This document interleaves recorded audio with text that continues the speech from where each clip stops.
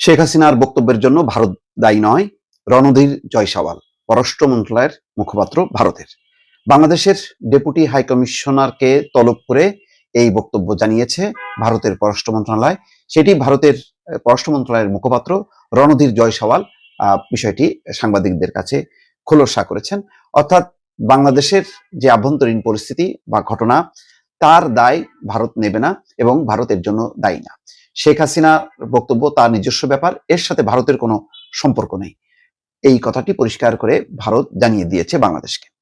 ভারতের পররাষ্ট্র মন্ত্রণালয়ের মুখপাত্র রণধীর জয়সওয়াল বলেছেন, বাংলাদেশের সাবেক প্রধানমন্ত্রী শেখ হাসিনার বক্তব্যের জন্য ভারত দায়ী নয়। ভারতে বাংলাদেশের ভারপ্রাপ্ত হাইকমিশনার মোহাম্মদ নুরুল ইসলামের সঙ্গে বৈঠকের পর শুক্রবার সাপ্তাহিক প্রেস ব্রিফিং এ এই কথা বলেন তিনি। রণধীর জয়সওয়াল বলেন, ভারতে বাংলাদেশের ভারপ্রাপ্ত হাইকমিশনার মোহাম্মদ নুরুল ইসলামকে আজ বিকাল 5টায় বিদেশ দপ্তরের অর্থাৎ পররাষ্ট্র মন্ত্রণালয়ের সাউথ ব্লকে তলব করা হয়েছিল। তাকে জানানো হয়েছে ভারত বাংলাদেশের সঙ্গে একটি ইতিবাচক গঠনমূলক এবং পারস্পরিক সহযোগিতা সম্পর্ক চায়, যা সাম্প্রতিক উচ্চ পর্যায়ের বৈঠকে বেশ কয়েকবার বলা হয়েছে। তিনি বলেন, তবে এটা দুঃখজনক যে বাংলাদেশের একাধিক বিবৃতিতে ভারতকে নেতিবাচকভাবে চিত্রায়িত করা হয়েছে এবং তাদের আভ্যন্তরীণ সমস্যার জন্য আমাদেরকে দায়ী করা হয়েছে। বাংলাদেশের এই বিবৃতিগুলো ক্রমাগত নেতিবাচকতার জন্য দায়ী। শেখ হাসিনার মন্তব্যগুলো তার একান্ত ব্যক্তিগত উল্লেখ করে ভারতের পররাষ্ট্র মন্ত্রণালয়ের মুখপাত্র বলেন, এতে ভারতের কোনো ভূমিকা নেই। বিষয়টি ভারত সরকারের অবস্থানের সঙ্গে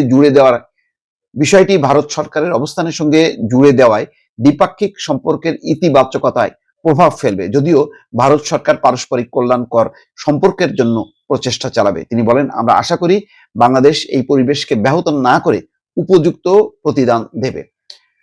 একটি বিষয় মুখপাত্র বলেননি, যে বাংলাদেশ যেটি বলেছে যে ভারতে আশ্রয় নিয়ে ভারত থেকে দফায় দফায় বারবার বিবৃতি বক্তব্য দেওয়ার কারণেই বা রাজনৈতিক কার্যক্রম চালানোর কারণেই এই পরিস্থিতির সৃষ্টি হচ্ছে। এই জন্য বাংলাদেশ সরকারের অনুরোধ ছিল শেখ হাসিনা যেন চুপ থাকেন, তিনি যাতে বাংলাদেশের পরিস্থিতি নিয়ে ভারত থেকে কোনো বক্তব্য বিবৃতি না দেন।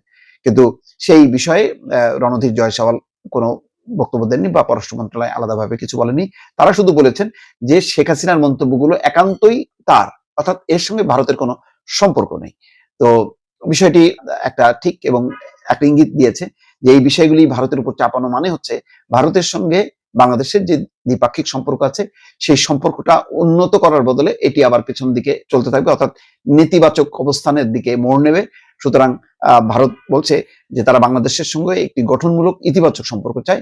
সেই সম্পর্কটা রক্ষা করতে গেলে কোনোভাবেই এই শেখ হাসিনার বক্তব্যের দায় দায়িত্ব ভারতের উপর চাপানো যাবে না।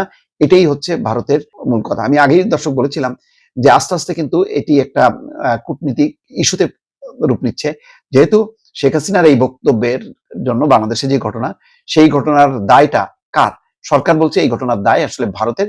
ভারত যদি শেখ হাসিনাকে